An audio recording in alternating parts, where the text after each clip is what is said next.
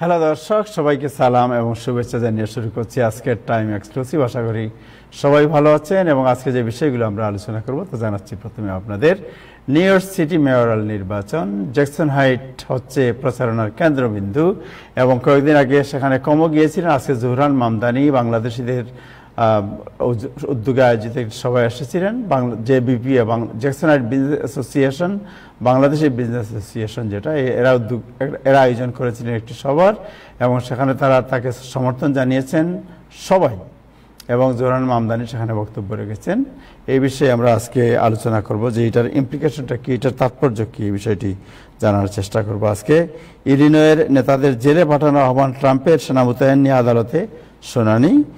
অন্যান্য শহরের তুলনায় নিউ ইয়র্ক সিটির অভিবাসন আদালতকে বেশি লক্ষ্য আইসি এজেন্টদের। জিম্মি ও বন্দি বিনিময়ের বিষয়ে ইসরায়েল ও হামাসের মধ্যে চুক্তি হয়েছে। এই বিষয়গুলো আজকে আলোচনা করবো। আজকে অতিথি যারা আছেন তাদের মধ্যে আছেন প্রফেসর ডক্টর নকিবুর রহমান, জনাব শাহনেওয়াজ, গিয়াস আহমেদ এবং সাথে আছেন আমাদের নাজবুল আহসান। শুরু করব দিনের আপডেট জানাচ্ছেন নাজবুল আহসান। তার আগে ফেসবুকে যারা দেখছেন আশা করি আপনারা অনুষ্ঠানটি সবার সাথে শেয়ার করবেন। যাচ্ছি নাজবুল আহসান, আপনার কাছে। ধন্যবাদ আবু তাহের এবং ধন্যবাদ টাইম টেলিভিশনের সকল দর্শক শ্রোতা এবং প্যানেলিস্ট সবাইকে সালাম এবং শুভেচ্ছা। আশা করি আপনারা সবাই ভালো আছেন। আজ বুধবার, অক্টোবর মাসের 8 তারিখ। আজকে একটু আগেই প্রেসিডেন্ট তাহের আপনাদের বিষয়টি জানিয়েছেন যে প্রেসিডেন্ট ট্রাম্প আজকে ঘোষণা করেছেন যে ইসরায়েল এবং হামাস তাদের যুদ্ধবিরতির প্রথম ফেজ যেটা কি সেটাতে তারা রাজি হয়েছে, যার মাধ্যমে যুদ্ধ বন্ধ হবে দু দলের মধ্যে। এবং প্রেসিডেন্ট ট্রাম্প আরো জানিয়েছেন যে তিনি এই সপ্তাহের শেষ দিকে মিডল ইস্ট অর্থাৎ মধ্যপ্রাচ্যে যেতে পারেন। খুব সম্ভবত তিনি কাতারে যাবেন যদি যান, এবং তার মধ্যে ইসরায়েল এবং হামাসের মধ্যে একটি চুক্তি স্বাক্ষরিত হবে এই যুদ্ধ বন্ধ করার ব্যাপারে এবং জিম্মি বিনিময়, এবং সেই সাথে ইসরায়েলি কারাগারে যে সমস্ত প্যালেস্টাইনি আটক আছে তাদের বিনিময়ের মাধ্যমে এই প্রেসিডেন্ট ট্রাম্প প্রস্তাবিত 20 দফা শান্তি চুক্তির বাস্তবায়নের কাজটি শুরু হবে, যেটি প্রেসিডেন্ট ট্রাম্প আজকে ইঙ্গিত দিয়েছেন। এবং এটি স্বাক্ষর অনুষ্ঠানে তিনি উপস্থিত থাকবেন এমনও ইঙ্গিত দিয়েছেন। এবং এই সপ্তাহের শেষের দিকে তিনি, উইকেন্ড যেটাকে বলা হয়, তিনি হয়তোবা মধ্যপ্রাচ্য সফরে যেতে পারেন। সেটিও তিনি আজকে জানিয়েছেন। এবং তিনি বলেছেন যে ইসরায়েল এবং হামাসের মধ্যে যে আলোচনা চলছে কায়রোতে, সে আলোচনা খুব ভালোভাবেই এগুচ্ছে। সেই আশাবাদ ব্যক্ত করে তিনি বলেছেন যে এই সপ্তাহের মধ্যেই একটি চুক্তি স্বাক্ষরিত হওয়ার সম্ভাবনা তিনি দেখতে পাচ্ছেন। অন্তত সেটাও তোরে বলেছেন এই সপ্তাহের শেষ নাগাদ না হলেও আগামী সপ্তাহের শুরুতে সেটি হবে। তবে তিনি প্রায় নিশ্চিত করে জানিয়েছেন যে একটি শান্তি চুক্তি শেষ পর্যন্ত হতে যাচ্ছে। এবং এই ব্যাপারে তার প্রচন্ড চাপ দুই পক্ষই অনুভব করতে শুরু করছে, ইসরায়েল এবং প্যালেস্টাইন। হামাসরাও তারা সেই চাপটি অনুভব করতে শুরু করেছে, যার ফলে দুই দলের মধ্যে ব্যবধান অনেকটাই কমে এসেছে। এই মুহূর্তে কোনো ব্যবধান আছে এই 20 দফা চুক্তির ব্যাপারে, সেটি অবশ্য এখনো কোনো সংবাদ মাধ্যমে আসেনি। দুই পক্ষে রাজি হয়েছে প্রেসিডেন্ট ট্রাম্পের 20 দফা বাস্তবায়নে। তবে যেটি মূলত ব্যাপার, সেটি 20 দফার মধ্যে ইসরায়েলি প্রধানমন্ত্রীর বেশ কিছু দাবি ছিল, বিষয় ছিল। ইসরায়েলি প্রধানমন্ত্রীর কিছু শর্ত ছিল। প্রেসিডেন্ট ট্রাম্প সেই শর্তগুলো মেনে নিয়েই এই 20 দফা দাবিটি 20 দফা খসড়াটি প্রস্তুত করেছেন। এবং সেই খসড়ার ব্যাপারে হামাসের যে আপত্তিটি ছিল সেটিও দৃশ্যত মনে হচ্ছে হামাস সেই আপত্তিটি এখন আর করছে না। তারা যে কোনো মূল্যে ইসরায়েলের সাথে একটি যুদ্ধবিরতিতে যেতে চায়। এখন যুক্তরাষ্ট্রের সবচাইতে আলোচিত বিষয় হচ্ছে শাটডাউন, এবং শাটডাউন দ্বিতীয় সপ্তাহের মাঝামাঝি চলে এসেছে প্রায়। এবং এর ফলে যুক্তরাষ্ট্রের অর্থনীতি ব্যাপক চাপের মধ্যে পড়েছে এবং সরকারি বিভিন্ন সেবা কার্যক্রম ধীরে ধীরে বন্ধ হয়ে যাওয়ার উপক্রম হচ্ছে। সবচেয়ে বেশি ক্ষতিগ্রস্ত যে সেক্টরটি হচ্ছে সেটি হচ্ছে এয়ার ট্রাফিক কন্ট্রোল সিস্টেম। এবং এয়ার ট্রাফিক কন্ট্রোল সিস্টেমের এই শাটডাউনের কারণে উদ্ভূত পরিস্থিতির কারণে সেখানে বিমান চলাচল বাধাপ্রাপ্ত হচ্ছে যুক্তরাষ্ট্রের আভ্যন্তরীণ এবং আন্তর্জাতিক রুটে। এবং এই জন্য এখন ধারণা করা হচ্ছে যে অন্তত আভ্যন্তরীণ বিমান চালনা এবং আন্তর্জাতিক বিমান চালনার যে সমস্যার সৃষ্টি হচ্ছে সেই সমস্যার চাপ দুই পক্ষই অনুভব করবে, ডেমোক্র্যাটরা এবং রিপাবলিকানরা। তাহলে হয়তো এই সমস্যাটি দ্রুত সমাধান হতে পারে। কিন্তু গতকাল এবং আজকে মিলিয়ে 5টি প্রস্তাব দুই পক্ষই উত্থাপন করেছে, কোনো প্রস্তাবই পাশ হয়নি সিনেটে। ফলে অচল অবস্থা রয়ে গেছে এবং শাটডাউন অব্যাহত রয়েছে। এবং এই শাটডাউনের মধ্য দিয়ে যে ফেডারেল সরকারের যে যারা চাকরিতে ছিলেন তাদের সংখ্যা দিনে দিনে কমতে শুরু করেছে। বিশেষ করে এয়ার ট্রাফিক কন্ট্রোলারদের অনেকেই সিক কল, যেটাকে বলে অসুস্থতার আবেদন জানিয়ে কাজে আসা বন্ধ রেখেছেন। এবং ট্রান্সপোর্টেশন সেক্রেটারি শন ডেতে দিন কয়েক আগে নিউ ইয়র্ক এয়ারপোর্টে বলেছিলেন যে অনেক অন্যান্য বছরের তুলনায় এই একই সময়ে এয়ার ট্রাফিক কন্ট্রোলার হিসেবে যারা কাজ করে থাকেন, ফেডারেল জব যদিও দায়িত্ব পালন করে থাকেন, তাদের মধ্যে সিক কল করা, অসুস্থ হয়ে চাকরিতে না আসার জন্য যে যে আবেদন, সে আবেদনটি ব্যাপক মাত্রায় বৃদ্ধি পেয়েছে। আরেকটি বিষয় যেটি, সেটি হচ্ছে যে গতকাল আমি আপনাদের জানিয়েছিলাম যে হোয়াইট হাউস থেকে জানানো হয়েছিল যে সকল ফেডারেল কর্মচারী বেশ যাদেরকে চাকরি থেকে সাময়িকভাবে হলেও অব্যাহতি দেওয়া হয়েছে, তারা ফিরে আসলে তাদের বকেয়া বেতন পাবেন এমন কোনো নিশ্চয়তা তারা দিতে পারছেন না। যদিও একটি আইন রয়েছে যে এই ধরনের শাটডাউন থাকলে সকল ফেডারেল কর্মচারী কাজে থাকুন আর নাই বা থাকুন তাদেরকে বেতন পরিশোধ করতে হয়। কিন্তু হোয়াইট হাউসের বাজেট অফিস থেকে, অফিস অফ বাজেট ম্যানেজমেন্ট থেকে, ম্যানেজমেন্ট অ্যান্ড বাজেট, যেটা ওএমবি বলা হয়, সেখান থেকে জানানো হয়েছে যে সবাই যে পাবেন তাও না। এবং প্রেসিডেন্ট ট্রাম্প তাদের সমর্থন করে বলেছেন যে কেস বাই কেস যারা থেকে কাজে আসেননি কিংবা কাজে আসতে পারেননি, তাদের প্রত্যেকের বিষয়টি বিবেচনা করেই এই বকেয়া বেতন দেওয়ার সিদ্ধান্তটি গ্রহণ করা হবে। কিন্তু এর মাঝামাঝি আজকে আরেকটা যে বিষয়টি, যেটা হচ্ছে যে এই শাটডাউন বন্ধ করার ব্যাপারে যে রিপাবলিকান এবং ডেমোক্রেট এই দুই দলের সিনেটরদের এই শাটডাউনের শুরু থেকে যে অবস্থান ছিল, সেই অবস্থানে কোনো পরিবর্তন হয় নাই। আহ, যদিও এখনো 55 জন সিনেটরের সমর্থন রয়েছে রিপাবলিকানদের, 52 জন, এবং 3 জন হচ্ছেন ডেমোক্রেট এবং ইন্ডিপেন্ডেন্ট ক্যাটাগরির, বা 55 জনের তারা সমর্থন পাচ্ছেন। একজন রিপাবলিকান তাদের সমর্থন করছে, র্যান্ড পল। কিন্তু এইটি পাশ হওয়া সম্ভব না যতক্ষণ পর্যন্ত না তাদের 60টি ভোট হয়, এবং সেই ভোট থেকে এখনো 5টি আসন দূরে রয়েছেন রিপাবলিকানরা, এবং সেই অবস্থার কোনো পরিবর্তন হয়নি। তবে আরেকটা বিষয় যেটি হচ্ছে যে আহ, আহ, বিভিন্ন ফেডারেল গভর্নমেন্টের সেবামূলক কর্মসূচি সংকুচিত হয়ে আসছে, এবং বেশ কিছু বিষয় যেগুলো এতদিন প্রথম কয়েকদিন কার্যত চালু ছিল, সেগুলো এখন ধীরে ধীরে জনবলের অভাবে, লোকবল কাজে না আসাতে কিংবা কাজে আসতে বারণ করায় সেগুলো সেবাও বন্ধ হয়ে যাচ্ছে। তার মধ্যে আমি একটু আগে যেটি বললাম, এয়ার ট্রাফিক কন্ট্রোল সবচেয়ে বেশি ক্ষতিগ্রস্ত হচ্ছে। আগামী সপ্তাহে আশঙ্কা করা হচ্ছে যারা যুক্তরাষ্ট্রের সামরিক বাহিনীতে রয়েছেন তাদেরও অনেকেই ছুটিতে পাঠানো হতে পারে, কারণ তাদের অপারেশনাল এক্সপেন্সের জন্য যে বরাদ্দটি, সেটি কিন্তু এই শাটডাউনের আওতায় চলে এসেছে। এবং এতে আশঙ্কা করা হচ্ছে যে যুক্তরাষ্ট্রের সামরিক বাহিনীর ক্ষমতাও কিছুটা হ্রাস পাবে এই শাটডাউনের প্রভাবে। আরেকটা জিনিস হচ্ছে যে তবে ডেমোক্র্যাটরা অবশ্য তারা বলেছে যে তারা অ্যাফোর্ডেবল কেয়ার অ্যাক্ট ব্যাপারে কোনো সাময়িক সিদ্ধান্ত তারা চায় না। তারা স্থায়ী সিদ্ধান্ত, যতক্ষণ পর্যন্ত প্রেসিডেন্ট ট্রাম্প এবং রিপাবলিকানরা রাজি না হবেন ততক্ষণ পর্যন্ত তারা এই শাটডাউন অব্যাহত রাখতে প্রস্তুত রয়েছেন।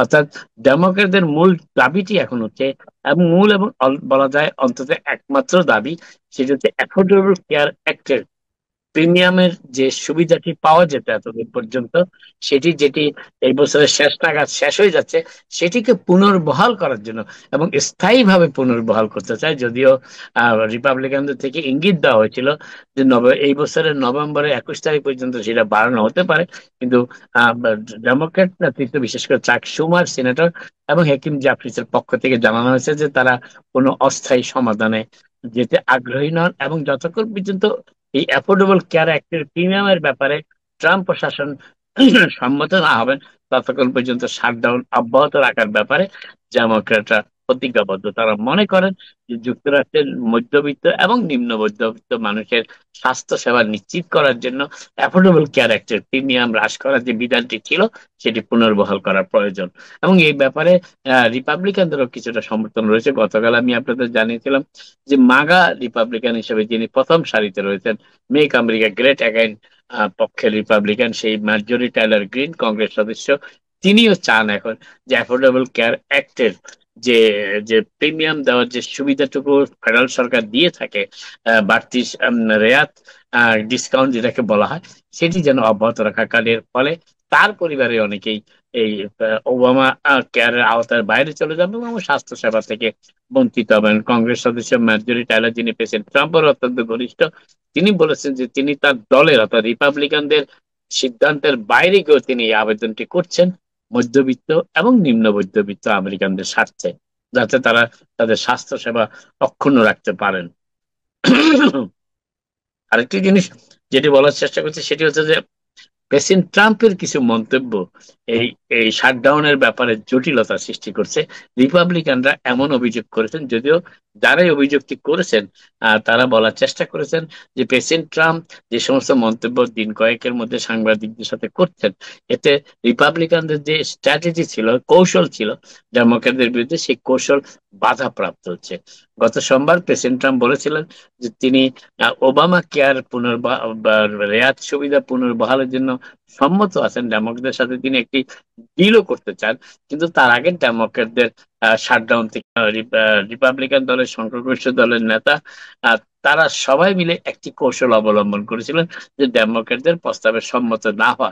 কিন্তু প্রেসিডেন্টের পক্ষ থেকে যখন ইঙ্গিত দেওয়া হয় যে তিনি একটি ডিল করতে রাজি আছেন, তখন রিপাবলিকান দলের যে কৌশল সেটি চাপের মধ্যে পড়ে, এবং সেই কথাই তারা আজকে জানিয়েছেন প্রেসিডেন্ট ট্রাম্পকে এবং তার উপদেষ্টাদের, যে প্রেসিডেন্ট ট্রাম্পের এমন মন্তব্য তাদের পক্ষে ডেমোক্রেটদের সাথে চুক্তিতে আসার ব্যাপারে বাধা সৃষ্টি করছে।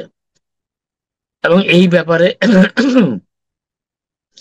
ব্যাপারে তারা প্রেসিডেন্ট ট্রাম্পের সমালোচনা করে যে সমস্ত রিপাবলিকানরা কথা বলেছেন, তাদের একটাই বক্তব্য যে রিপাবলিকানদের কৌশল একভাবে নির্ধারিত হওয়া উচিত। ভিন্ন ভিন্ন কৌশল হলে সেটি কখনোই নিষ্পিত লক্ষ্য অর্জন করা সম্ভব নয়। ইন্টারনাল রেভিনিউ সার্ভিস, আপনারা জানেন আইআরএস যুক্তরাষ্ট্র প্রশাসনের অত্যন্ত গুরুত্বপূর্ণ একটি ডিপার্টমেন্ট। সেই ডিপার্টমেন্টের জনসংখ্যা যারা কাজ করেন সেখান থেকে 34,000 কর্মচারীকে আগামীকাল থেকে খুব সম্ভবত ছুটিতে পাঠানো হচ্ছে। এবং এই জনবল হচ্ছে ইন্টারনাল রেভিনিউ সার্ভিস, অর্থাৎ আইআরএস এর যত মানুষ কাজ করেন তার 46% মানুষ হচ্ছে এই 34,000 জন লোক। এবং তাদেরকে ফার্লো অর্থাৎ যেটাকে বলা হয় বাধ্যতামূলক ছুটিতে পাঠানো হচ্ছে, যেহেতু তাদের বেতন দেওয়ার বরাদ্দ শেষ হয়ে গিয়েছে শাটডাউনের কারণে।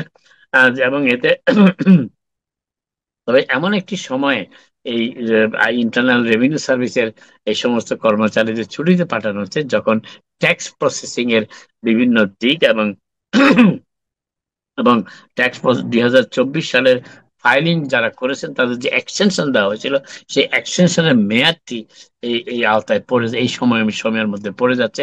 অতএব যারা সেই এক্সটেনশন চেয়েছিলেন এবং সংশোধিত ট্যাক্স ফাইল করেছিলেন, তাদের ফাইলটি যাচাই বাছাই করার ব্যাপারটি দীর্ঘস্থায়ী রূপ নেবে, এবং এতে যারা রিফান্ড পাওয়ার কথা তারাও রিফান্ড পাবেন না, যাদের সিদ্ধান্ত আসার কথা বিভিন্ন ট্যাক্স সম্পর্ক সেটিও বিলম্বিত হতে পারে।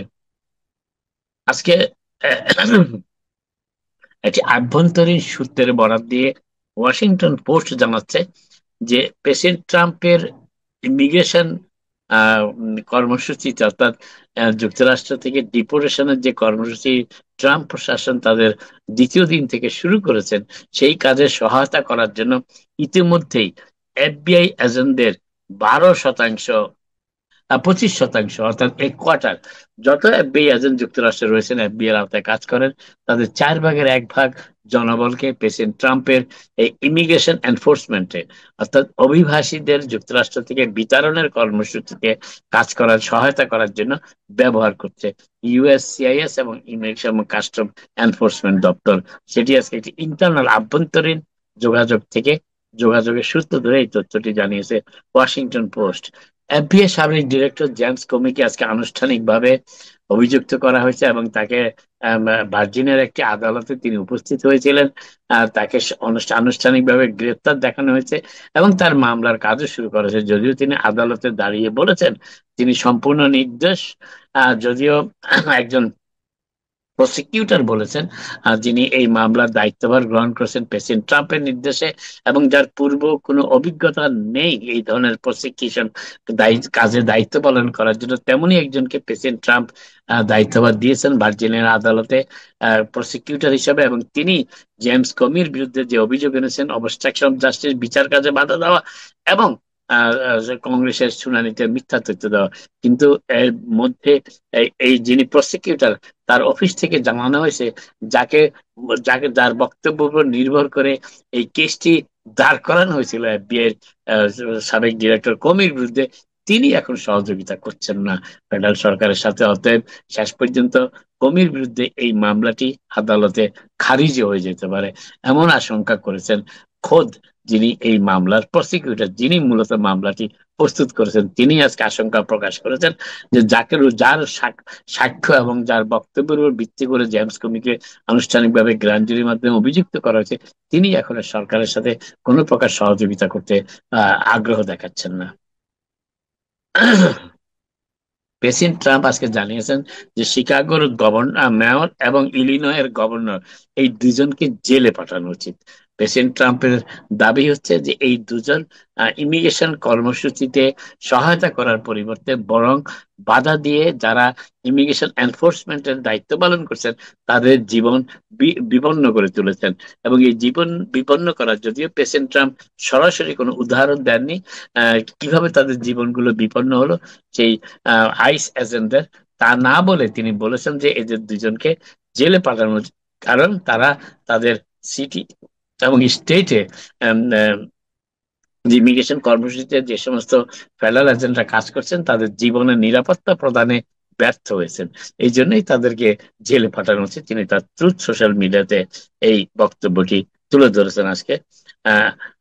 তবে তবে রিপাবলিকান দলের বেশ কিছু কংগ্রেস সিনেটর সদস্য প্রেসিডেন্ট ট্রাম্পের এই কর্মসূচিতে ব্যাপারে বিশেষ করে প্রেসিডেন্ট ট্রাম্পের যে এই পাশ কাটিয়ে গভর্নরদের সিদ্ধান্ত অধিকারকে পাশ কাটিয়ে অন্যান্য স্টেট থেকে ন্যাশনাল গার্ড শিকাগো এবং পোর্টল্যান্ডে পাঠানোর যে দৃষ্টান্ত স্থাপন করেছেন, ভবিষ্যতে এটি রিপাবলিকান পার্টির জন্য বুমেরাং হতে পারে। তারা বলেছেন যে ভবিষ্যতে কোনো ডেমোক্রেটিক প্রেসিডেন্টও এমন কাজ করতে পারেন, তিনি নিউ ইয়র্ক কিংবা নিউ জার্সি কিংবা ক্যালিফোর্নিয়া থেকে ডেমোক্রেটদের রিপাবলিকান স্টেটে পাঠাতে পারেন, সেখানে এই কথিত শান্তি শৃঙ্খলা রক্ষার কাছে।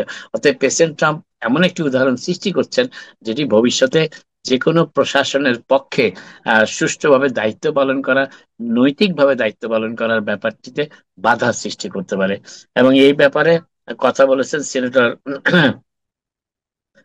তিনি সিনেটর একজন সিনেটর হচ্ছে, তিনি বলেছেন যে এই ন্যাশনাল গার্ড অরিগন এবং শিকাগোতে যে ন্যাশনাল গার্ড পাঠানো হচ্ছে অন্য স্টেট থেকে ফেডারেল কোর্টের সিদ্ধান্তকে পাশ কাটিয়ে, এটি কোনো নৈতিক কাজ হয়নি এবং এটি একটি খারাপ দৃষ্টান্ত সৃষ্টি করছে। এই মন্তব্য করেছেন সিনেটর টম টিলিস, নর্থ ক্যারোলিনা থেকে নির্বাচিত রিপাবলিকান দল হয়ে নির্বাচিত সিনেটর। আর সিনেটর লিসা মার্কোসকি, যিনি আলাস্কা থেকে নির্বাচিত, তিনি বলেছেন যে তিনি খুব উদ্বিগ্ন রয়েছেন যে এইভাবে এক স্টেট থেকে অন্য স্টেটে গভর্নরদের আপত্তি থাকা সত্ত্বেও এই ধরনের ন্যাশনাল গার্ড পাঠানো ভবিষ্যতে একটি খারাপ দৃষ্টান্ত হিসেবে চিহ্নিত হবে।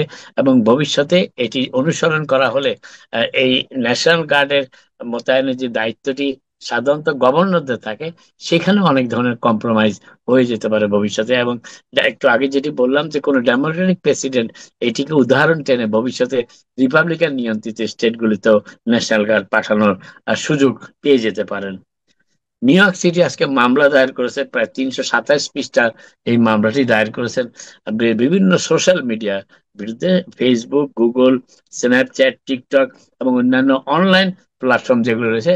নিউ ইয়র্ক সিটি অভিযোগ করেছে মামলায় যে নিউ ইয়র্ক সিটির তরুণদের, বিশেষ করে মানসিক স্বাস্থ্য বিপর্যয় এই সোশ্যাল মিডিয়ার ভূমিকা অতীব গুরুত্বপূর্ণ এবং নেতিবাচক ভূমিকা, যার ফলে ইতিমধ্যেই নিউ ইয়র্ক শহরের অনেক কিশোর তাদের জীবন হারানোর পথে চলে গিয়েছেন। বিশেষ করে সাবওয়ে সার্ফিং, যেটা অর্থাৎ সাবওয়ে ট্রেনে উঠে চলাফেরা, এবং পরবর্তীতে শেষে সোশিয়াল সোশিয়াল মাধ্যমে সামাজিক মিডিয়া প্রচার করে যে বীরত্ব দেখানোর ব্যাপার, তাতে অনেকেই ইতিমধ্যে আত্মাহুতি দিয়েছেন, প্রাণ হারিয়েছেন, এবং এই জন্য তারা নিউ ইয়র্ক সিটি কর্তৃপক্ষ সোশ্যাল মিডিয়াকে দায়ী করেছেন। বিশেষ করে গুগল অবশ্য এই ব্যাপারে অস্বীকৃতি জানিয়েছে, তারা এই দায় গ্রহণ করতে রাজি নয়। বিশেষ করে ইউটিউবে এই ধরনের কোনো কিছু প্রচার করা হয়নি বলে তারা জানিয়েছে। অন্যান্য ডিফেন্ডার যারা রয়েছেন তারা এই বিষয়ে এখনো কোনো মুখ খোলেননি।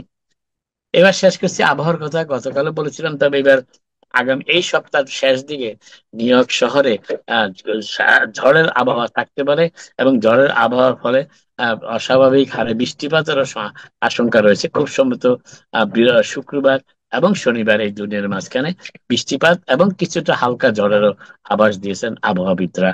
আপনারা সতর্ক থাকার চেষ্টা করবেন। আপাতত এখানে শেষ করি, আবার আপনাদের সাথে কথা হবে। আপনারা সবাই ভালো থাকুন। Thank you Nazbul Hasan, thank you so much, thank you Gias Ahmed আপনাকে, থ্যাংক ইউ হাসান ফেরদৌস। হাসান ভাই সরি, আজকে আমরা জোহরান মামদানি একটা প্রোগ্রামে গিয়েছিলাম, যার কারণে দেরি হয়ে গেল, একটু আপনার সাথে যোগাযোগ করতে পারলাম না। And thank you doctor Nakibur Rahman professor, আপনাকে অনেক অভিনন্দন, শুভেচ্ছা। আমরা একটু জাস্ট আগে গিয়াস আহমেদের কাছ থেকে আজকে জ্যাকসন এই যে একটা প্রোগ্রাম হয়েছে আপনার জোহরান মামদানিকে নিয়ে একটু জেনে নেই, তারপরে আপনাদের সাথে দুজনের সাথে আজকে এই যে historic sign agreement by Hamas and Israel, এই বিষয়ে একটু কথা বলবো। প্রথমে যাই গিয়াস ভাই। আজকে তো জোহরান মামদানিকে আপনারা আসলে বেসিক্যালি সাউথ এশিয়ানদের মধ্যে এখন জ্যাকসনাইটকে মনে হচ্ছে যে প্রচারণার একটা কেন্দ্রবিন্দু হয়েছে। জোহরান আজকে এসেছিলেন, এর আগে কমও এসেছিলেন, এবং কমে এসে একটা মসজিদে গিয়েছিলেন বাংলাদেশি। আজকে বাংলাদেশিদের মিটিংয়ে জোহরান এসেছিলেন। আপনারা জ্যাকসনাইট বাংলাদেশি বিজনেস অ্যাসোসিয়েশন, যার প্রেসিডেন্ট আপনি নিজে। সো আপনি একটু ব্রিফ করবেন যে what you are decided to, how you are going to help Zohran Mamdani? ধন্যবাদ তাহে ভাই। আসলে কোমো কিন্তু আমাদের বাংলাদেশিদের মাঝে কখনো আসেনি, তো এখানে লাস্ট মুহূর্তে সে আসলো, এবং এটা যখন আমরা দেখতে পেলাম যে সে কখনো বাংলাদেশিদেরকে মানে পক্ষে না, মুসলমানদের পক্ষেও না, সেক্ষেত্রে আমরা প্রথম থেকেই কিন্তু জানেন যে আমরা মামদানিকে সমর্থন দিয়েছি। সে মামদানি সকল কমিউনিটির নেতা হিসেবে তিনি প্রতিষ্ঠিত হয়েছেন। সে কারণে আমরা বিগিনিং থেকেই তাকে সমর্থন দিয়ে আসছি, এবং লাস্টে যখন নিউ ইয়র্ক পোস্ট সহ বিভিন্ন পত্রিকায় একটা নিউজ আসলো যে জেবিবিএ সেক্রেটারি বা জেবিবিএ কোমোকে সমর্থন দিচ্ছে, সেই কারণে আমরা এই তড়িঘড়ি করে আমাদের এই জ্যাকসন হাইটস বিজনেস লিডাররা সম্মিলিতভাবে ঐক্যবদ্ধভাবে আমরা আজকে মামদানিকে সমর্থন ব্যক্ত করলাম, এবং আশা করি যে তিনি যে আমাদের যে সমস্যাগুলি আছে সমস্যাগুলিও তুলে ধরা হয়েছে, তিনি মানে এটি সমাধান করতে পারবেন। আমাদের জ্যাকসন হাইটসে কিছু সমস্যা আছে, সেই সমস্যাগুলিও আমরা তার সাথে বলেছি। এবং আপনারা জানেন যে আমরা কিন্তু এই একটি জিনিস দেখলাম যে মামদানি নামটা মুসলমান হওয়ার কারণে, অথবা তিনি মুসলমান হওয়ার কারণে তার বিরুদ্ধে যে মিশনটা, যে একটা গ্রুপ আছে, তারা কিন্তু ঐক্যবদ্ধভাবে তাকে পরাজিত করবার জন্য যে প্রচেষ্টা করছে, সেটা কিন্তু আমেরিকার গণতন্ত্রের জন্য মানে শুভকর নয়। সেক্ষেত্রে আমরা আজকে বলেছি যে আমাদের মাইনরিটি যারা আছি, আমরা যারা ইমিগ্রেন্ট আছি, আমাদের ঐক্যবদ্ধ হতে হবে, কারণ ঐক্যবদ্ধভাবে যদি আমরা ভোট না দিই তাহলে এই দেশে আমরা সঠিকভাবে টিকে থাকতে পারবো না। সো আপনারা জোহরান মামদানিকে সাপোর্ট কেন করতেছেন instead of Como? What is the reason? না, আমরা বলেছি যে মনে করেন আমাদের যে মধ্যবিত্ত পরিবার, আমাদের দেখেন আজকে বিলিয়নস অফ ডলার চলে যাচ্ছে ইউক্রেনে, ইসরায়েলে, বিভিন্ন ক্ষেত্রে, মানে আমাদের বিলিয়নস অফ ডলার চলে যাচ্ছে, অথচ আমাদের আমেরিকার ভিতরেই আমাদের মধ্যবিত্ত মানুষের ইন্স্যুরেন্স নেই, মেডিকেট কাট করার জন্য চেষ্টা হচ্ছে। তো সেই ক্ষেত্রে আমরা আমেরিকা ফার্স্ট, এবং মামদানি বলছেন যে আমাদের নিউ ইয়র্কার হিসেবে নিউ ইয়র্কে যে সমস্যাগুলি আছে, অ্যাফোর্ডেবল হাউজিং থেকে শুরু করে ইন্স্যুরেন্স, এবং আপনার স্কুলের যে অনেকেই আছে যে আপনার যাদের মধ্যবিত্ত, যারা নিউ ইয়র্কার, তাদের কিন্তু পয়সা দিয়ে পড়তে হয়, আর যারা নাকি নিম্ন অনেক গরিব তারা হয় সিটি কলেজ যায়, কিন্তু মধ্যবিত্তদের জন্য কিন্তু খুবই সমস্যা। সেই ক্ষেত্রে যে আপনারা জানেন যে সে অনেকগুলি যুগান্তকারী পদক্ষেপ নিয়েছে, সেটা যদি সে বাস্তবায়ন করতে পারে, আশা করি যে আমাদের একটা পরিবর্তন প্রয়োজন। জি। সো আপনাকে লাস্ট একটা প্রশ্ন করতে চাই যে আমরা দেখেছি আজকের যে প্রোগ্রামে আমি নিজেও ছিলাম উপস্থিত, এবং সেখানে জোরান মামদানির পক্ষে আপনারা সবাই কথা বলেছেন, কিন্তু Bangladeshi as a whole community as a whole এবং আপনারা জ্যাকসন হাইট বিজনেস অ্যাসোসিয়েশন আপনাদের কোনো দাবি দাওয়া কোনো কিছু এখানে বলেন নাই। আমি জানি না পার্সোনালি আপনারা বলছেন কিনা, বাট এটা না বলার কারণ কি? কারণ পাবলিক অ্যাডভোকেট, পাবলিক রিপ্রেজেন্টেটিভ এরা যারা যেখানেই যান সেখানে যে এলাকায় যে এলাকার লোকজন তাদের কিছু দাবি দেওয়া কমপক্ষে শোনায় তাদেরকে যে আমাদেরকে এইটা করতে হবে, আমরা এটা করবো তোমার জন্য। বাট আপনাদের কাছ থেকে কারো কাছ থেকে এটা শুনিনি, আমরা শুনছি শুধু তার প্রশংসা এবং তাকে সাপোর্ট করেছেন আপনারা। উনি উনি উনি নাই বোধহয়, ওনাকে দেখতে পাচ্ছি না। Anyway, thank you Gias Ahmed. এটা পরে আমরা নাহিলে আলাপ করবো। আজকে very important subject. Professor Hasan ভাই, আপনি শুনতে পাচ্ছেন আমাকে? হাসান ফেরদৌস, শুনতে পাচ্ছি। হ্যাঁ, শুনতে পাচ্ছি। আপনাকে দেখতে পাচ্ছি না আমরা, আপনাকে দেখতে পাচ্ছি না। এখন দেখতে পাচ্ছি। গিয়াস ভাই, একটা প্রশ্ন করেছিলাম আপনাকে যে আমাদের কমিউনিটির কোনো দাবি দেওয়া আপনারা পেশ করেন নাই, কিন্তু আপনারা এমনি বলছেন তাকে সাপোর্ট করবো আমরা, কিন্তু আমাদের কমিউনিটির কোনো দাবি দেওয়া আপনারা পেশ করেন নাই কেন? না, আমাদের কিছু দাবি দেওয়া আমরা বলেছি, যেমন আমাদের জ্যাকসনার্সের কথা যেহেতু বলেছি, আমরা জ্যাকসনার্স আমাদের যে পার্কিং সমস্যাগুলি আছে সেই পার্কিং এর ব্যাপারে আমরা বলেছি যে এখানে আশেপাশে আমাদের সিটির কিছু জায়গা আছে, সেখানে যদি তারা পার্কিং এর ব্যবস্থা করে, একটা বিল্ডিং করে, তাহলে আমাদের জন্য সুবিধা হয়, কারণ খুবই কনজাস্টেড। আমরা আরো বলেছি যে জ্যাকসনার্স এলাকায় অনেক আমাদের কি বলে অনেক সেক্স ওয়ার্কার আছে আশেপাশে দেখা যায়, এগুলি নিয়েও আমরা কথা বলেছি যে উনি মেয়র হলে এইগুলোকে কিভাবে আপনার এলিমিনেট করা যায়। তো অনেক কিছু আছে, আমরা আলোচনা করেছি আমাদের যে স্বার্থ যেগুলি আছে। Thank you so much. আপনারা সবাই কমিউনিটির প্রতি আপনাদের আহ্বান কি এই সামনে নির্বাচনে? আমাদের প্রথম কাজ হলো যে দেখেন, আমাদের ভোট দিতে হবে। আমাদের ভোট না দিলে আমাদের কোনো দাবি দেওয়া নাই, আর আমাদের কোনো বক্তব্য নাই।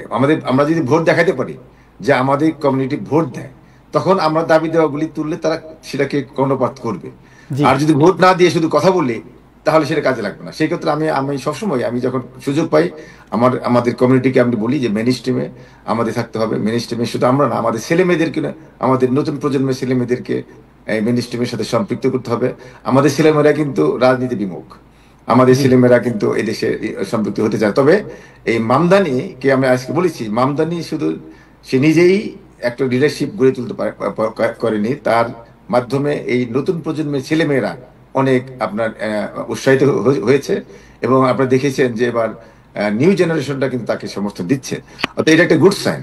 আমরা যদি আমাদের নিউ জেনারেশনকে যদি আমরা মানে সামনে আনতে পারি, তাহলে তারা ঐক্যবদ্ধ এবং তারা কিন্তু আমাদের চেয়ে ভালো কিছু করতে পারবে। থ্যাংক ইউ সো মাচ, আপনাকে অনেক ধন্যবাদ। Thank you. আজকের সবচেয়ে ইম্পর্টেন্ট নিউজ যেটা হচ্ছে যে গাজা যুদ্ধের মনে হচ্ছে আপাতত পরিসমাপ্তির একটা কথা শোনা যাচ্ছে। আজকে আমি যদি জাস্ট হাসান ভাই এবং প্রফেসর নকিবুর রহমান দুজনই আছেন, আপনার দুজনের কাছে এই বিষয়ে আজকে আমরা আলোচনা শুনতে চাই। আমি জাস্ট নিউ ইয়র্ক টাইমসের একটি মানে জাস্ট ট্রুথ সোশ্যাল মিডিয়াতে ট্রাম্প যা বলেছেন এটা একটা কোটেশন দিয়ে তারপর শুরু করবো আলোচনা।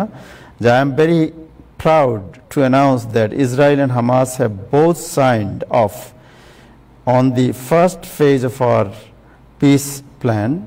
This means that all of the hostage will be released very soon, and Israel will withdraw their troops to an agreed upon line as the first steps towards a strong, durable and everlasting peace, Trump wrote on Truth social media. This is a great day for Arab and Muslim world, Israel, all surrounding nations, and the United States of America. Hasan ভাই, thank you. আপনি অনেকদিন থেকে এটা আলোচনা করছিলেন। আমরা professor Nakib সাহেবকে দিয়ে শুরু করবো না আপনাকে দিয়ে শুরু করবো? প্রফেসর নকিবকে দিয়ে শুরু করি আমরা, নাকি আপনাকে দিয়ে শুরু করবো? আমি আছি। হ্যাঁ জি, প্রফেসর নকিব, আপনি জানেন যে দীর্ঘদিন থেকে আমরা এটা আলোচনা করছিলাম। 2 বছর প্রায় অলমোস্ট 70-80 হাজার লোক মারা গেছে, প্রায় 50-60 হাজার লোক আহত হয়েছে, এবং এটা ওয়ার্ল্ডের ওয়ান অফ দি ডিভাস্টেটিং আপনার হিউম্যান আপনার ক্যাটাস্ট্রফি এটা। সো আপনার কাছে আগে শুনি, তারপরে হাসান ভাইয়ের কাছে যাব। ধন্যবাদ তাহের ভাই, অনেকদিন পরে দেখা হলো। হাসান ভাই, গিয়াস ভাই এবং অন্যান্য যারা প্যানেলিস্ট আছেন, আসসালামু আলাইকুম। ডেফিনেটলি আমি সবার সাথে এবং পৃথিবীর আমার মনে হয় না যে কোনো মানুষ আজকে অখুশি হবে। ডেফিনেটলি এই খুশিটা ইটস গার্ডেড, অ্যাবসলিউট না অবশ্যই।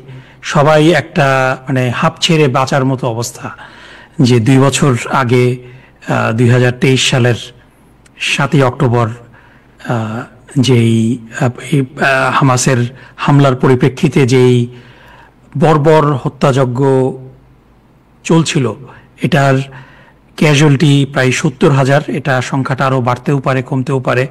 অফিসিয়াল নাম্বার হয়তো জানা যাবে কোনো একদিন। 70,000 মানুষের প্রাণহানি ঘটেছে এবং এদের মধ্যে একটা বিরাট অংশ হলো শিশু এবং নারী।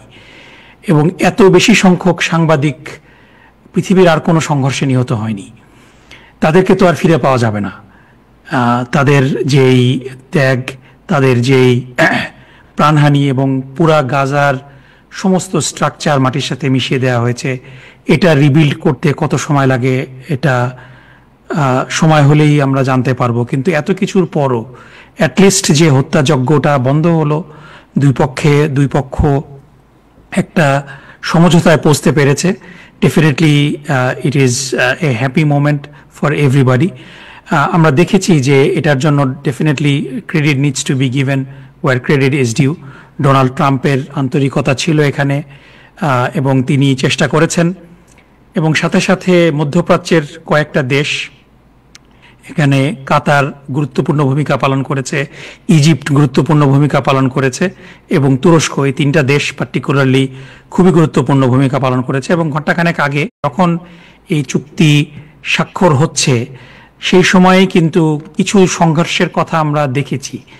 যে একটা রেইড গাজার একটা অংশে, গাজা সিটির একটা অংশে ইসরায়েলি বাহিনী একটা রেইড চালিয়েছে।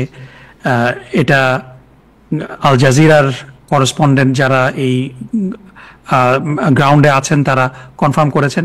সো আই হোপ যে এটা ইটস নট এনিথিং সিরিয়াস। সত্যি সত্যি গাজা থেকে পুল আউট করবে ইসরায়েলি বাহিনী এবং এটার যে প্রথম স্তরটা, যেটা সমস্ত বন্দীদের মুক্ত করে দেওয়া, সমস্ত হোস্টেজদের মুক্ত করে দেওয়া, এটার মাধ্যমে একটা নতুন দিগন্তের সূচনা হলো, যেটা হারানো গেছে। যে 70,000 মানুষ নিহত হয়েছে তারা তো আর ফিরে আসবে না, কিন্তু আর যেন প্রাণহানি না ঘটে এটাই আমাদের সবার আশা। কিন্তু এটা সাথে সাথে উইথ কশন আমি মানে বলতে চাই যে এটার আরও কিছু কমপ্লিকেটেড মেকানিক্স আছে, যেটা আমাদেরকে একটু কেয়ারফুলি অবজার্ভ করতে হবে। যে ডেফিনেটলি গাজার যেই প্রশাসনিক নিয়ন্ত্রণ, এটার ব্যাপারে আমি যতটুকু দেখেছি যে হামাসকে রাজি করানো খুব একটা কঠিন হবে না। তারা প্রথম থেকে they didn't want to be part of governance. তাদের গভর্নেন্সে আসতে তারা বাধ্য হয়েছিল যে প্যালেস্টিনিয়ান অথরিটির করাপশনের কারণে। সো তারা গভর্নেন্স চায় না, সুতরাং তারা গভর্নেন্স থেকে তাদেরকে উইথড্র করা হলেও এই ব্যাপারে তাদের কোনো আপত্তি থাকবে না। কিন্তু পরিপূর্ণ নিরস্ত্রীকরণের ব্যাপারে হামাসের কিছু ফ্র্যাকশনের আপত্তি থাকার সম্ভাবনা রয়েছে, এই কারণে যে there needs to be some guard rail.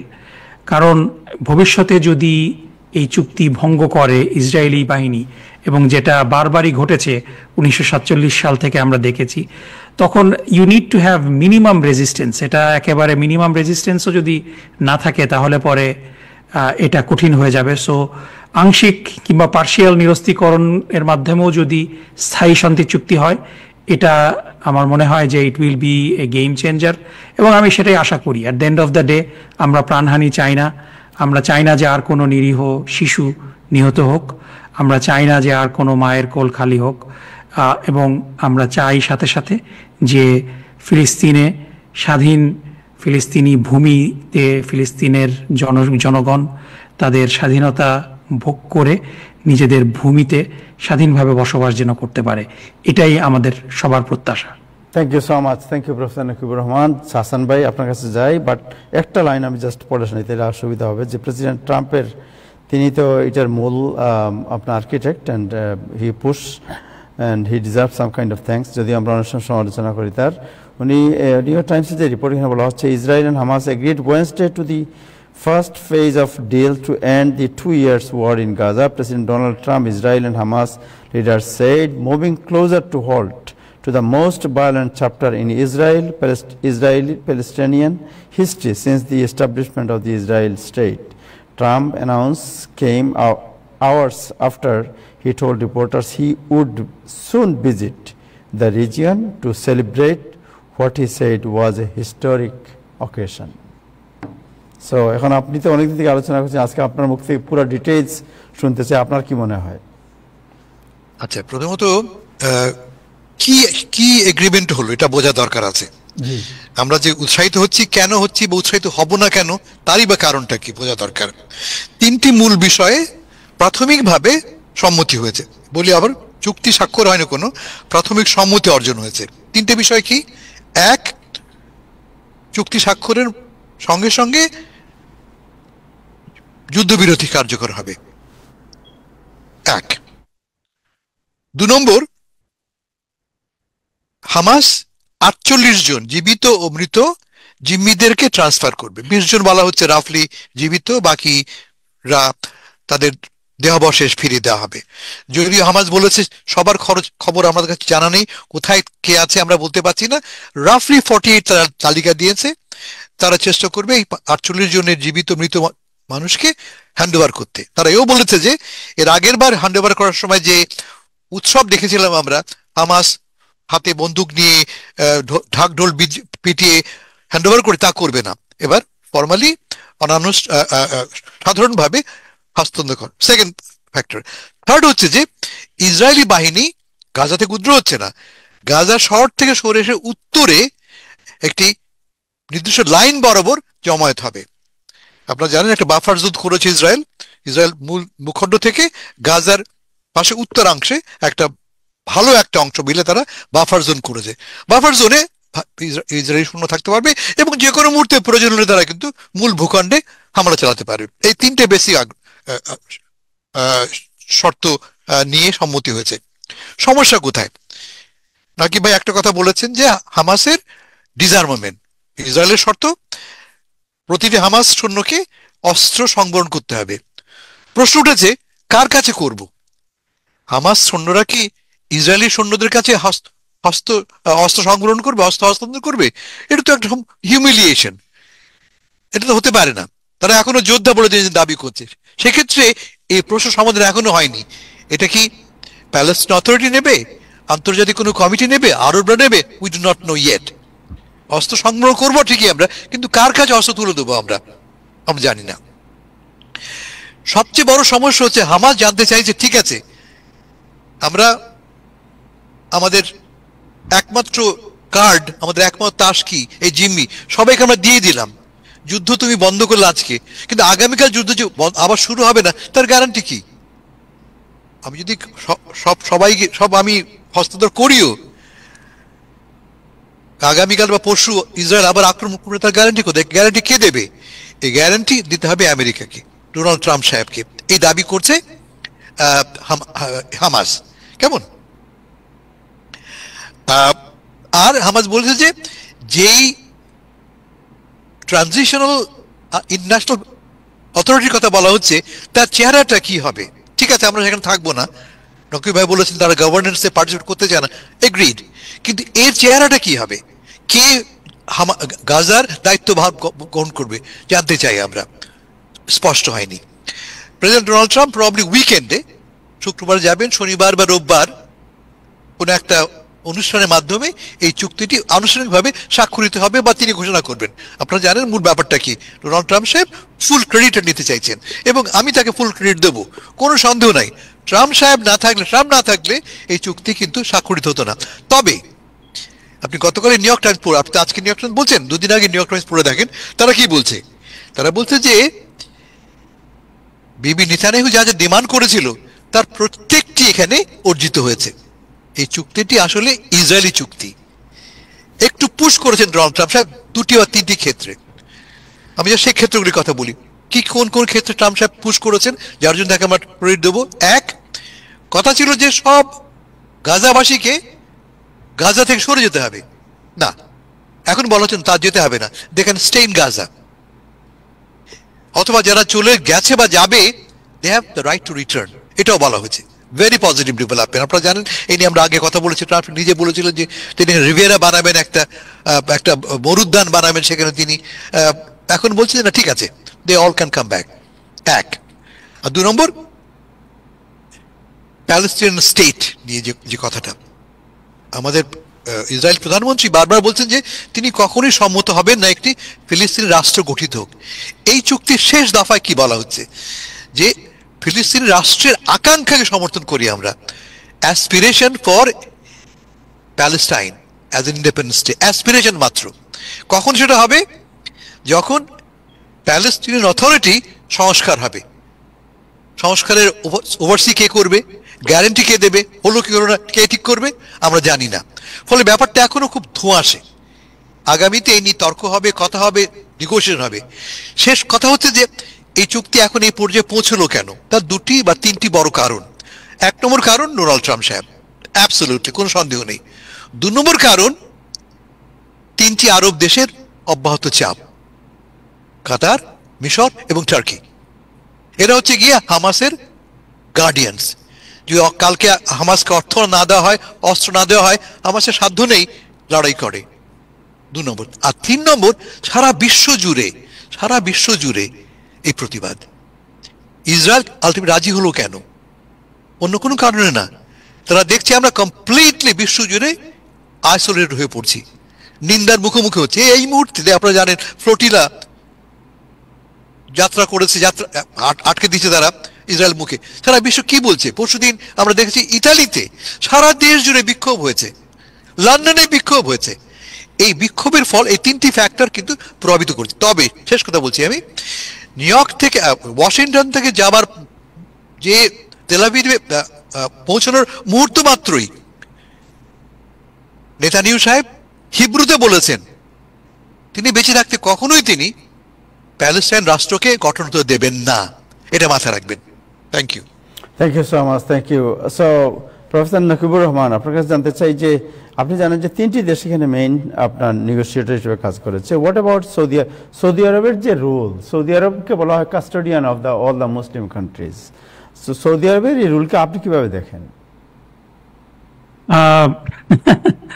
কঠিন প্রশ্ন করে ফেলেছেন। যে আনফরচুনেটলি কাতার এবং তুরস্ক যেভাবে অ্যাক্টিভলি ভূমিকা পালন করতে পেরেছে, আনফরচুনেটলি আমরা যদি দেখি যে মূলত এখন 2টা বলয় কাজ করে, যে কাতার টার্কি হলো একটা বলয়, যদিও টার্কিকে আরব বলা যাবে না, কিন্তু মুসলিম বিশ্বে যদি আমরা দেখি তাদের প্রতিদ্বন্দ্বী গ্রুপটা হলো ইউএই এবং সৌদি আরব। এবং আপনাদের মনে আছে যে ট্রাম্প যেবার সৌদি আরব সফরে গিয়েছিলেন, তিনি কিন্তু আরব আমিরাতে বসেছিলেন, এবং এটা রাশিয়া ইউক্রেনের মিডিয়েশন নিয়েও তারা একটা মধ্যস্থতা করার চেষ্টা করেছিল।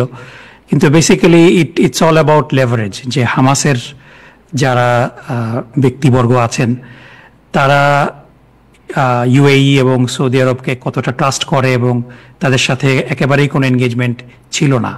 বরং বিগত দিনগুলোতে ট্রাম্পের প্রথম আমলে আব্রাহামিক ট্রিটির নামে ইসরায়েল এবং সৌদি আরব ইউএইর মধ্যে একটা নর্মালাইজেশনের ব্যবস্থা করা হয়েছিল। সো এই কারণে they didn't have any leverage at the end of the day. যে লেভারেজটা কাতার এবং তুরস্কের ছিল, ইরানেরও একটা সময় কিছু লেভারেজ ছিল হিজবুল্লাহর কারণে, কিন্তু সিরিয়ার মানে একেবারে বাশার আল আসাদকে সমর্থন করার কারণে কিন্তু হামাসের সাথে ইরানের কিন্তু সেই ভালো সম্পর্কটাও ছিল না অনেক দিন, যদিও সম্পর্ক মেনটেন করা হতো। এবং Iran was not a trusted ally at the end of the day. হামাসের অনেক নেতৃবৃন্দ ইরানে নিহত হয়েছেন, ইসমাইল হানিয়া সহ। সো যার কারণে যখন একটা নেগোসিয়েশন হয় তখন ট্রাস্ট কিন্তু একটা বড় ফ্যাক্টর।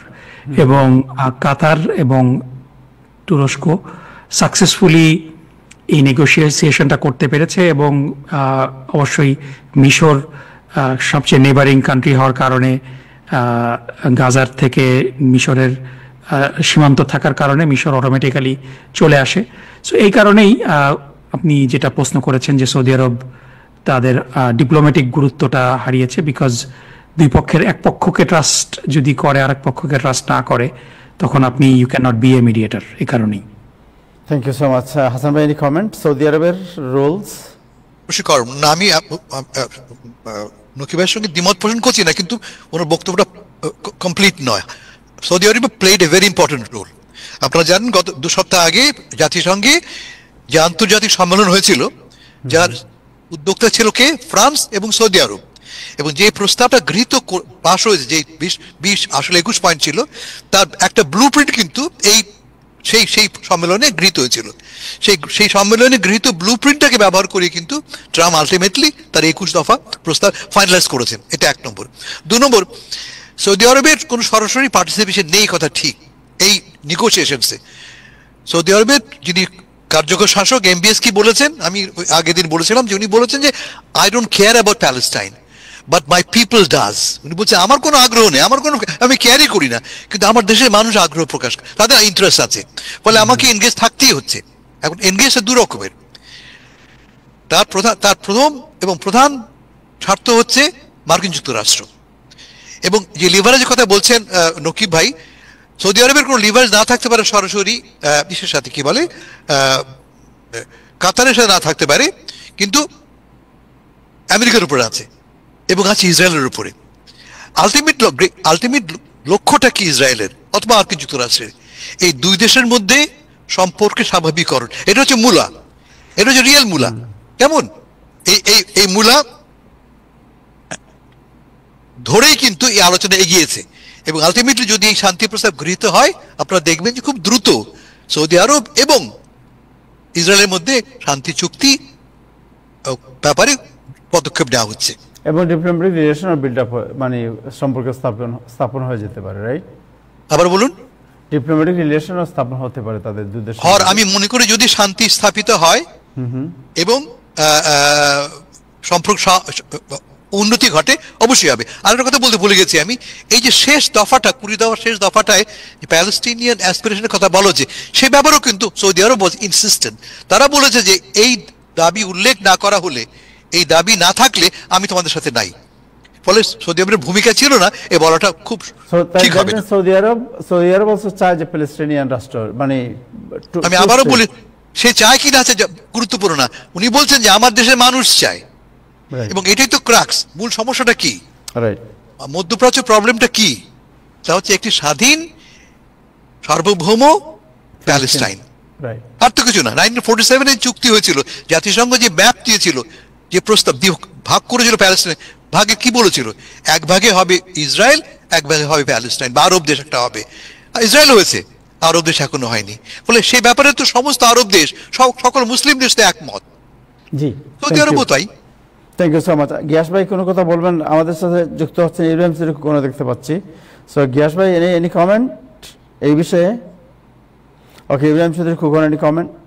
গিয়াস ভাই জি। আমার কমেন্টটা হচ্ছে যে শান্তির পথে এই যে একটা পদক্ষেপ, এই পদক্ষেপের জন্য ট্রাম্পের কথা বলা দরকার নাই, ট্রাম্পের কথা আমরা বলে ফেলছি, রিপিট করা দরকার নেই, আপনি বলে ফেললেন আপনার পয়েন্ট। বললে দেশের সাধারণ নাগরিকদের পক্ষ থেকে এই মানুষটার প্রতি একটা ভালোবাসা বারবার জানানোর মধ্যে কোনো ত্রুটি আমি দেখি না। এটা আমরা বলছি, এটা আলোচনা করে ফেলছি আমরা, ট্রাম্পকে অভিনন্দন জানানো হয়। আপনার শান্তির পক্ষে পদক্ষেপ নেওয়ার জন্য আমাদের গ্রেট প্রেসিডেন্টকে উই শুড থ্যাঙ্ক ফার্স্ট, এরপরে আমরা দেখি কি হয়। এটা তো অলরেডি জানানো হয়ে গেছে। থ্যাংক ইউ দুজন, আমাদের হাসান ভাই জানিয়েছেন, প্রফেসর নকিব রহমানও জানিয়েছেন।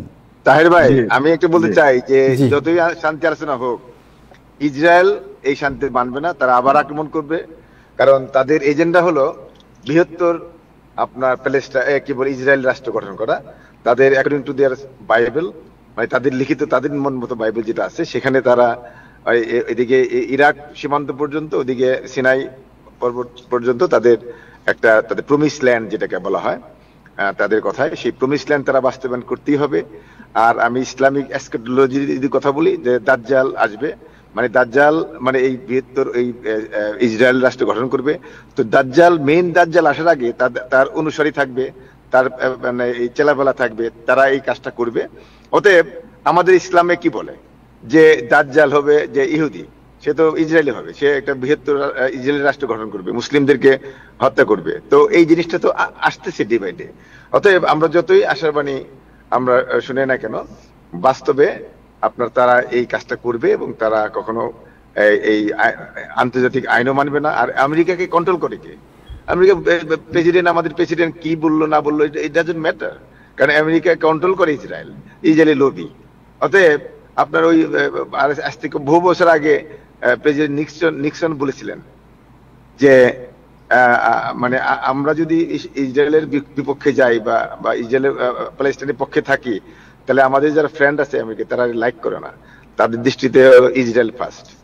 তো যাই হোক, আমরা আশা করতে পারি, কিন্তু বাস্তবে যদি আমরা ইসলামিক এসকেটোলজি দেখি তাহলে এগুলি সব ঘুরে বালি এই আলোচনা। Thank you so much, thanks. Any comment Hasan ভাই, প্রফেসর নাকিবুর রহমান এই বিষয়ে? আর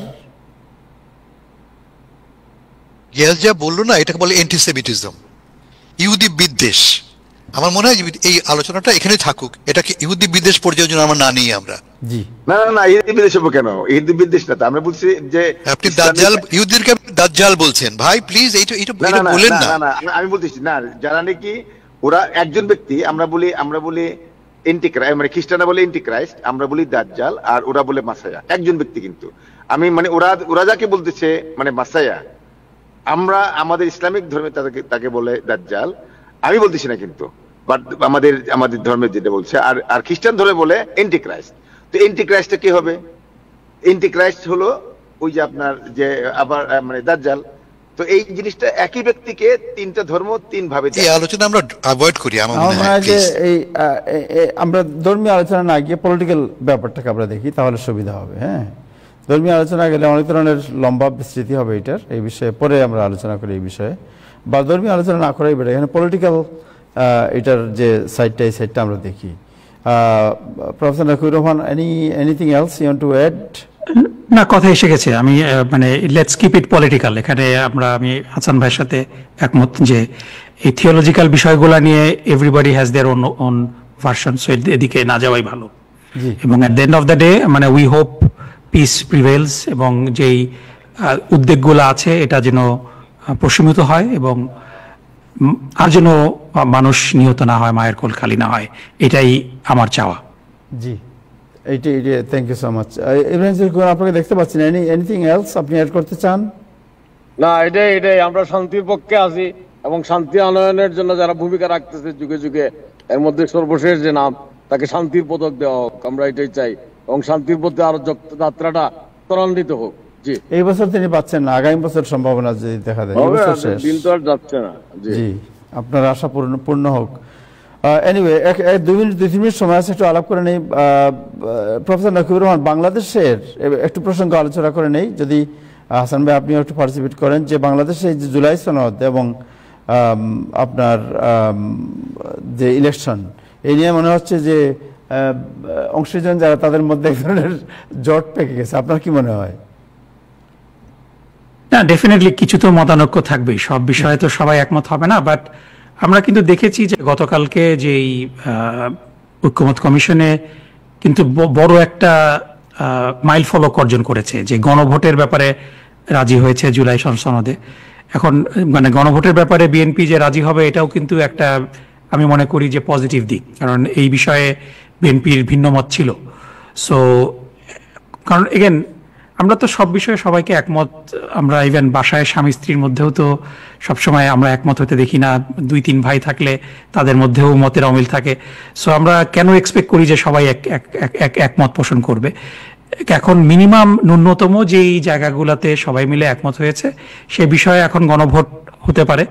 এখন যেই বিতর্কটা হচ্ছে যে গণভোটের টাইমটা কবে, গণভোটটা কি নভেম্বরে হবে নাকি ফেব্রুয়ারিতে যখন জাতীয় নির্বাচন হবে তখন হবে? So I think there will be a middle ground, এবং গণভোট হওয়াটা জরুরি জুলাই সনদের ব্যাপারে।